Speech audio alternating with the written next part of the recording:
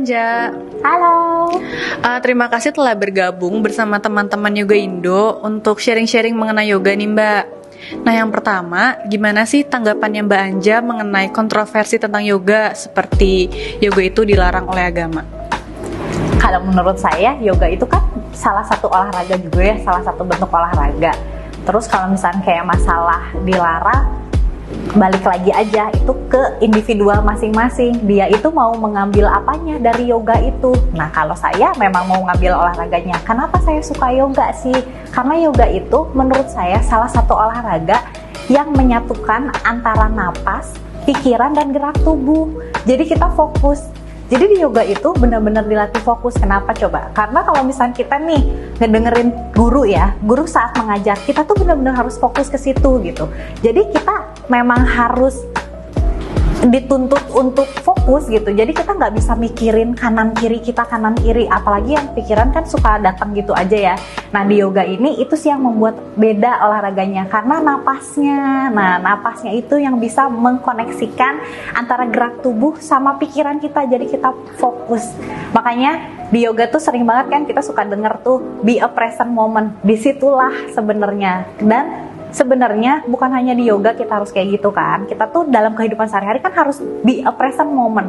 Nah, cuman kalau di kehidupan sehari-hari kan karena kita kebanyakan yang dipikirin tuh, kadang nih saya lagi duduk ini aja saya langsung mikir, aduh belum makan siang, mau menu apa nih, kayak gitu.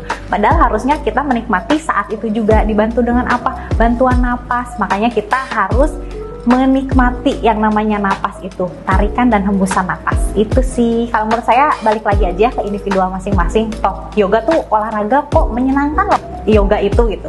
Cobain aja dulu, kalau udah dicobain pasti nanti nagih banget beneran gitu kalau menurut saya. Nah kalau pandangan Mbak Anja pribadi nih mengenai meditasi pada sebelum atau sesudah yoga itu bagaimana? Ya itu momen paling saya nantikan banget. Sebenarnya apa sih meditasi itu? Cuman menyadari kita napas. Kadang kita lupa ya, kayak misalkan kita nih setiap hari napas nih, saya aja lagi napas nih gitu kan. Cuman kalau kita sebelum memulai sesuatu, kita hanya dengan memejamkan mata, sebenarnya cukup dalam waktu 5 menit saja kalau kita tidak punya waktu yang lama gitu. Kita cuman menutup mata, menyadari tarikan napas dan buang napas itu merupakan anugerah yang terindah yang dari Allah gitu, yang dikasih sampai detik ini. Kadang kan kita lupa ya, manusia pengennya tuh halnya yang besar. Aku belum dapet misalkan posisi nih gitu kan. Tapi lupa gitu, kalau misalkan kamu tuh nggak punya napas tuh nggak bisa lah kamu dapat posisi itu gitu. Nah kalau menurut saya meditasi di awal itu untuk mengingatkan lagi bahwa saya itu bergantung hanya kepada Allah. Dan napas yang masih diberikan kepada aku sampai detik ini itu aku harus memanfaatkan semaksimal mungkin. Nah insya Allah kan kalau berpikirnya udah gitu tuh, jadi apa yang aku lakuin itu ya mengingat adanya Allah lah gitu di hidup aku gitu. Itu sih sebenarnya. Dan kalau di akhir yoga, kenapa itu penting juga? Karena sebenarnya ketika kita berlatih yoga kan kita itu mengeluarkan energi ya dalam tubuh. Nah sebenarnya kita itu ketika savasana tuh begitu, itu tuh penting banget walaupun hanya dilakukan dalam 2 menit gitu. Karena dia itu energinya, kita harus memasukkan energi kembali ke dalam tubuh. Makanya kalau olahraga, kalau misalnya habis yoga tuh suka kerasa kayak kok aku malah jadi energize banget ya, nggak lemes gitu. Nah itu tuh karena emang kita harus menarik energi ke tubuh kita. Itu sih. Terus sebagai instruktur yoga yang berhijab, apakah ada kesulitan atau stereotip tertentu yang pernah dialami oleh Mbak Anja? Alhamdulillahnya sih saya belum pernah ya mengalami hal-hal yang itu.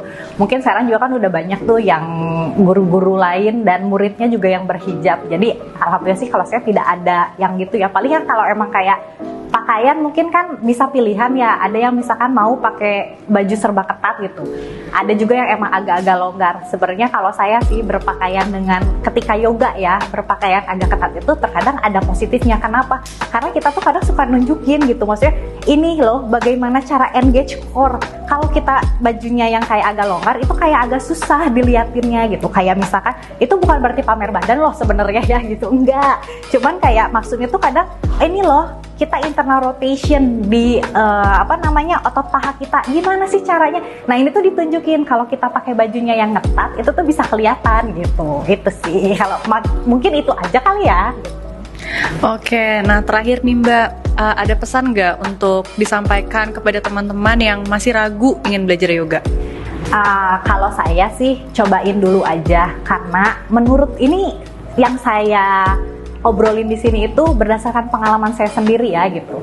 Jadi yoga itu awalnya saya cuman kayak tertarik yoga karena saya ingin keringetan ya, wajar lah ya, semua orang kan wajar tuh pengen fisik dulu, pengen keringetan, terus kalau sekarang kan ngelihat IG, waduh gayanya udah parah-parah banget ya nggak dipungkiri lah gitu, maksudnya pengen dong aku juga kayak inversion gaya apalah pokoknya gitu, dengan pose-pose yang keren banget ya kalau di foto gitu. Itu nggak apa-apa sih, cuman lebih dari itu kalau saya sih lebih bisa mendekatkan diri kepada Allah. Kalau saya ya jujur aja, saya sempat kayak ngerasa yang namanya saya sholat, saya ngaji, tapi itu saya kayak hilang aja, maksudnya kayak itu cuman kewajiban.